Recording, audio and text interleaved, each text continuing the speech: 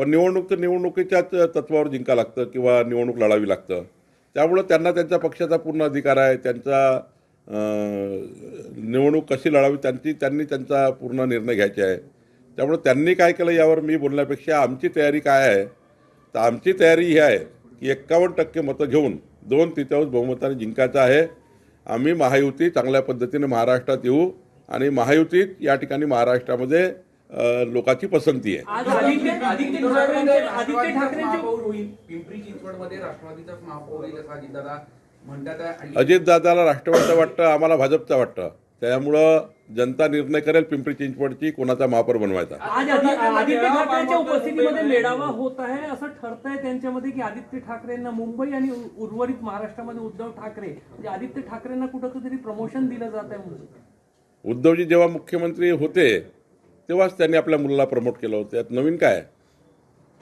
वडील जेव्हा मुख्यमंत्री होते मुलाला मंत्री केलं याचा अर्थ तुम्ही तेव्हाच प्रमोट केलं होतं. नवीन काय? आणि ज्या पद्धतीने आदित्य ठाकरे हे काम करतात आहे, नवीन नेतृत्व आहे, त्यांना संधी आहे. संधीचं सोनं करावं एवढंच म्हणणं आहे. मुंबई वाचवा यासाठी पोस्टर लागलेले होते, ते पोस्टर काढून टाकण्यात आले. त्यावरून संजय राऊतांनी टीका केली की आचारसंहिता फक्त शिवसेनेसाठी आणि मराठी माणसासाठीच आहे का, सत्ताधाऱ्यांसाठी नाही. राज्य निवडणूक आयोगाने जेव्हा आचारसंहिता लागली तेव्हा सर्वांनीच पोस्टर काढले, आम्ही आमचे काढून टाकले. ज्यांनी काढले नाही त्यावर कारवाई झाली असेल. आम्हाला तेवढी शिस्त आहे. आचारसंहिता लागल्याबरोबर भाजपच्या युनिटने आपापल्या गावात जाऊन तुम्ही बघा नागपुरात काढले की नाही काढले आम्ही. त्यामुळे आम्ही आपले काढले, ज्यांनी नाही काढले म्हणून कारवाई झाली. त्यात काही तुम्ही काढायला पाहिजे ना. राज्य आपल्या निवडणूक आयोगाला गरज पडू नये काढायची, कलेक्टरला गरज पडू नये. आपापल्या पक्षाचे आपापल्या नेत्यांनी आचारसंहिता लागली की साधा नियम आहे, काढले पाहिजे. आम्ही काढले, त्यांनी काढले नाही म्हणून कारवाई झाली. गुलाबराव पाटलांनी जळगावमध्ये म्हटलं तर सन्मान दिला नाही, ते आम्ही स्वबळावर लढू. नाही, गुलाबराव पाटील त्याच्या स्वभावाप्रमाणे बोलत असतात. पण माननीय देवेंद्रजी, माननीय एकनाथजी, आम्ही सर्व बसलो होतो, त्यामध्ये महायुतीचाच निर्णय झाला आहे. मुंबई अमित शहाच्या याच्यात जाऊ देणार नाही, घशात जाऊ देणार नाही असं संजय राऊत म्हणतात. आणि तो डकेत कोण आहे ते माहिती आहे, रहमान नावाचा डकेत कोण आहे ते आम्हाला माहित आहे. असं आहे की त्यांना बोलायला काही मुद्दे नाही. त्यांना मुंबईच्या विकसित मुंबईचा प्लॅन काय हे माहिती नाही.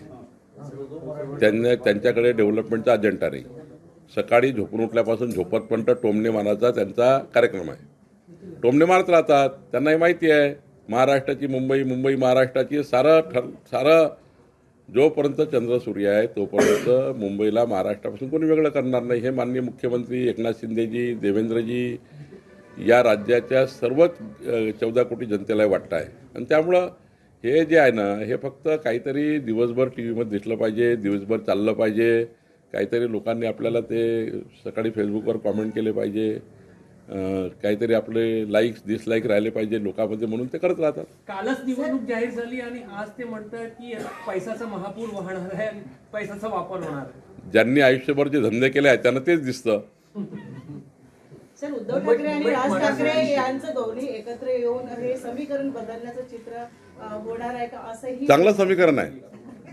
दोघे एकत्र चांगलं समीकरण आहे. लोकाला कळतं असे समीकरण का तयार होतात. जेव्हा जनाधार संपतो, जेव्हा तुमचा आधार संपतो, तेव्हा असे समीकरण तयार होतात. असं आहे. त्यांना एकत्र यायला काही मनाई नाही आहे. त्यांना आमच्या शुभेच्छा आहे. पण विजन काय? 45 वर्ष उद्धव ठाकरेजीकडे महापौर होता मुंबईचा. देवेंद्र फडणवीसजी एकनाथ शिंदेला यावं लागलं. मुंबईचा संपूर्ण विकास, मुंबईची आज बघा जगातला कुठलाही व्यक्ती होता, तुम्ही जाऊन बघा मुंबईला. 10 वर्षापूर्वीचे गुगलवर मुंबई, तुम्ही MRSACवर काढा मुंबई 10 वर्षापूर्वी 15 वर्षापूर्वी काय, 2014 पूर्वीची मुंबई काढा आणि 2024ची मुंबई काढा. आमचा दावा नाही की सारं बदललं, पण आमचा दावा पक्का आहे की 2029, 2035 आणि 2047च्या विकसित मुंबईचा जो प्लॅन माननीय मुख्यमंत्री देवेंद्र फडणवीसजींनी केला आहे, या प्लॅनचा विचार जर केला तर मुंबई ही जगातलं सर्वात उत्कृष्ट आंतरराष्ट्रीय शहर झाल्याशिवाय राहणार नाही. असाच योजना देवेंद्र फडणवीसजींनी केली आहे. या योजनेसमोर मतं मागणारे फिके पडणार आहे, त्यांची जमानत जप्त होणार आहे आणि म्हणून त्या पद्धतीनं ते वक्तव्य करतात आहे. मुंबईमध्ये दोन्ही ठाकरे बंधू एकत्र येणार आहे अशा पद्धतीची चर्चा आहे. सांगितलं आता मी. आणि दुसरीकडे ते वर्षा गायकवाड म्हणतात की आम्ही मारहाण करणाऱ्यांसोबत सोबत जात नाही, त्यामुळे कुठेतरी महाविकास आघाडी त्यांना सर्वांना शुभेच्छा आहे, त्यांना वेगळं लढण्याच्या शुभेच्छा आहे, यांना एकत्र येण्याच्या शुभेच्छा आहे.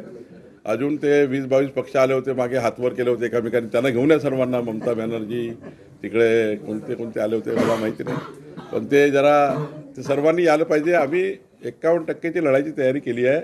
51% मतं आम्हाला मिळतील. शिंदे साहेबांसोबत युती तुमची दिग्विजय ठरलेली आहे, सिंग मात्र यांनी जागा वाटपाचा काही फॉर्म्युला ठरलेला आहे का? जागा वाटप योग्य ठिकाणी चालू आहे. जेव्हा तुम्हाला जागा वाटपाचा फॉर्म्युला समोर येईल तेव्हा तुम्हाला आनंद होईल. बावनकुळे साहेब, आपल्याकडे दिग्विजय सिंग राज्याची यांनी जबाबदारी राज्यसभेमध्ये एक मागणी केलेली आहे की जेव्हा एखादा पक्ष फुटतो तेव्हा चिन्ह गोठवलं जातं, पण महाराष्ट्रात शिवसेनेचं चिन्ह एकनाथ शिंदेंना तर राष्ट्रवादीचं चिन्ह अजित पवारांना दिलं.